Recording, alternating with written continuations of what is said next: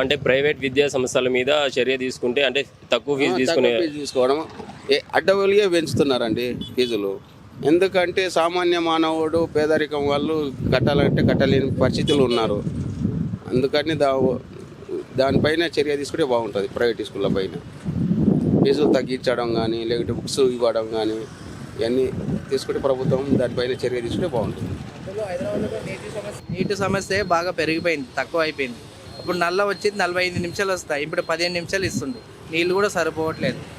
మా గల్లీకి మాదాపూర్ కానీ పర్వతనార్ కానీ చాలా ఇబ్బంది అయిపోతుంది. ఒక హాఫ్ అన్ అవర్ అన్న వదిలితే మాకు సేవ్ అవుతుంది నల్ల నీళ్ళు. అట్లా అని హైదరాబాద్కు హైడ్రా తీసుకురావడం కూడా మంచి పద్ధతి. ఎందుకంటే హైడ్రా అడ్డగోలి అక్రమంగా కట్టడాలు జరిగినాయి. హైడ్రా తీసుకోవడం వల్ల జర ఆలోచించి కట్టవలసి వస్తుంది, భయపడుతున్నారు అన్నారు. అదే ఐటీ ఇప్పుడు ఏంటంటే పేదవాళ్ళు పల్లెటూరు నుండి వచ్చి సిటీకి రావడం, రూమ్ రెంట్లు కూడా ఎక్కువగా తీసుకోవడం జరుగుతుంది. వాళ్ళకు రూమ్ ఇల్లు ఇచ్చితే బాగుంటుంది హైదరాబాద్లో.